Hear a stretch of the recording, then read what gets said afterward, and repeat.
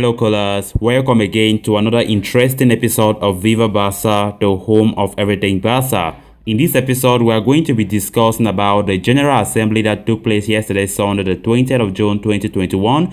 Very important issues were talked about that is very important we know about them. So this episode will be focusing mostly on that, and at the end of this episode, we are going to be discussing some two recent developments as De la Fuente is heading to Marseille, and also AC Milan are proposing a player swap with Barcelona over Junior Firpo. So we are going to be discussing on those interesting stories as we move ahead. So guys, as we get right into it, if you're just coming across this channel for the first time, please endeavor to click on that subscribe button below so you don't miss out on any latest Barcelona updates, and also ensure you watch this video right up to the very end to get all the details you don't want to miss. Barca, Barca, Barca. The General Assembly of Barcelona delegate members took place on the 20th of June 2021 after last year's gathering was not feasible due to the complications raised by the COVID-19 pandemic.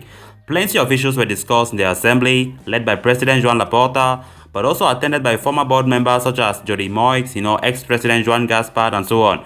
One of the major issues, of course, was to discuss solving the economic issues plaguing the club and approving the budget for the 2020-21 season and gathering explanations for the 2019-20 season budget, explained by the previous economic vice president, Jody Moix. The budget of the current season was approved by the members' majority vote of 78%, with a revenue of 828 million euros. 796 million of which have been charted out for expenses, leaving a positive balance of 32 million euros with a 1 million profit after taxes.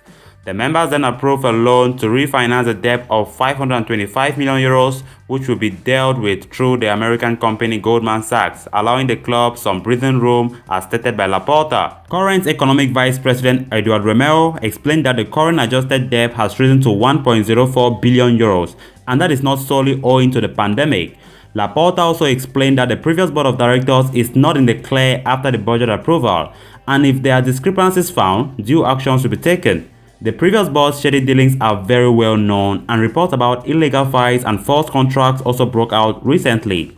Another important issue that was discussed by the assembly was about the European Super League.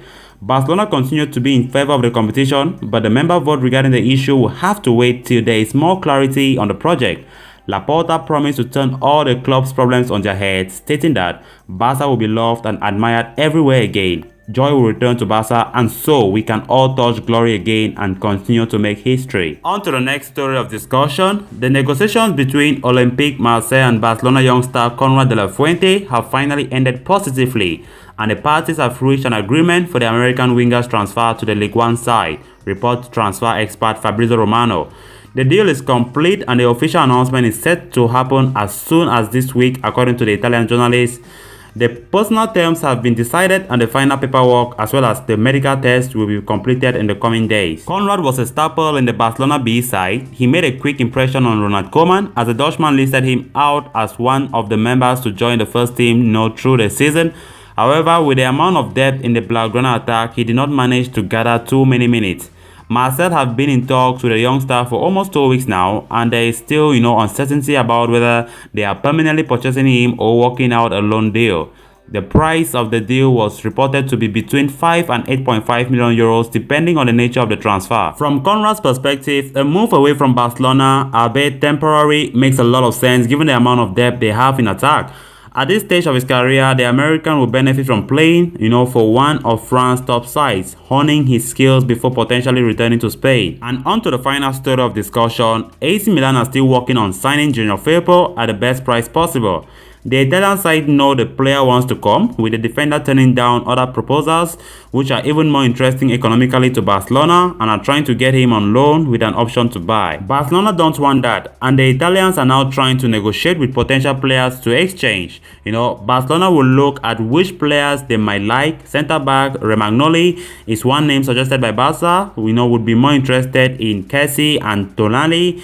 Milan want him on loan, so they can try him for a year and see next June if he's worth keeping.